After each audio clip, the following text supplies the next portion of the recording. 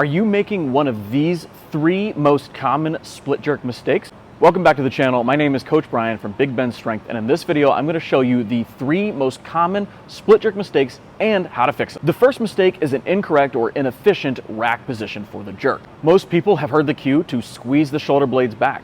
While this is a good cue for some exercises, for the jerk, it is not. Instead, we need to focus on pushing the shoulders forward to create a proper shelf for the bar to sit on. Without this shelf, we cannot efficiently use our legs to drive the bar up as we should in a split jerk or any jerk variation. If you struggle with this, I recommend focusing on these 2 main exercises. The first is a scap push-up. For the scap push-up, we're going to get set up into either a forearm plank position or a high plank position. And while keeping our elbows locked, we're gonna drop our shoulder blades, squeeze them back, and then push away to create a rounded upper back position. Many people who struggle with squeezing their shoulder blades back too much in the jerk will often have a hard time with pushing away to create that rounded back position, which is exactly what we need for the proper front rack position. Try anywhere from 2 to 3 sets of 5 to 10 reps every day that you train. The second exercise that you should be focusing on if you need to improve your front rack position is the underhand dead hang from a pull-up bar. If you cannot properly rack a bar on the shoulders for a jerk or for a front squat, it is often due to limited mobility in the lats as well as limited external rotation of the shoulder. The underhand dead hang is a great way to fix both of those issues. I recommend spending anywhere from 2 to 3 sets of 30-second dead hangs in between sets of your empty barbell work. Mistake number 2 is pressing with the arms too early. The split jerk requires distinct timing of when we're going to drive the bar up with our legs and when we're going to use our arms to punch the body down.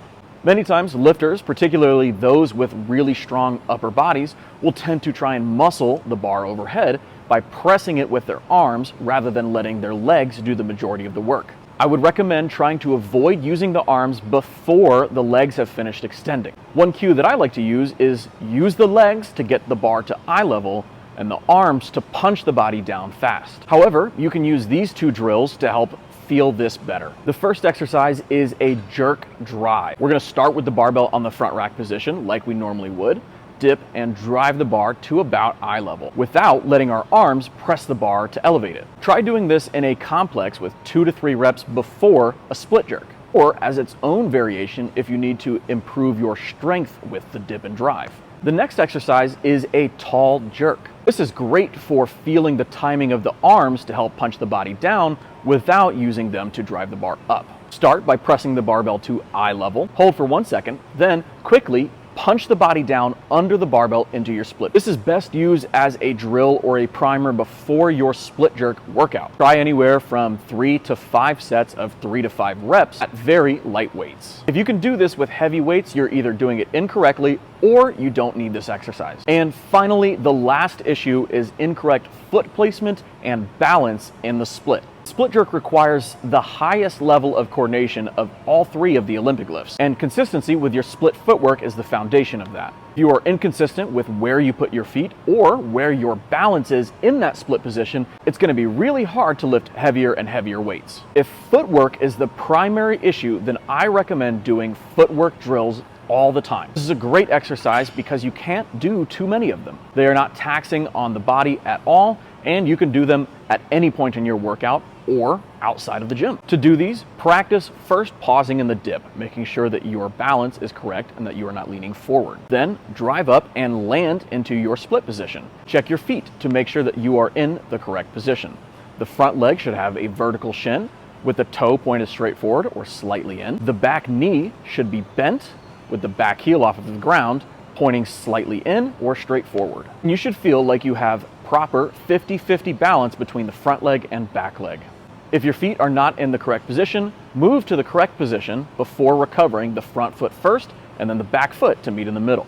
If you have consistent footwork but poor balance in the split, then try this drill. This is a jerk from the split. To start, get into the correct split position with the bar on the front rack. Lower yourself to the lowest point of that split where you will catch the bar with the hip just above parallel for most people. Then drive the bar up and move your body back down into that split position and hold. You should feel like you have 50-50 balance between the front leg and back leg. You should also be bracing your core and be pushing against the barbell the entire time. I recommend starting with lighter weights on this. However, you can push the weights a little bit on this, especially for more advanced athletes who still struggle with their balance. If you were doing this as a light exercise, try doing this before your split jerks as a way to remind yourself where you should be in that split. If you were doing this as a heavier exercise, I recommend sticking with about 1 to 2 times a week. With either option, I recommend doing 3 to 5 sets of 2 to 5 reps. That's everything for this video. If one of these is the one that you struggle with, let me know in the comments. Otherwise, make sure to like this video and follow along for more weightlifting and strength tips.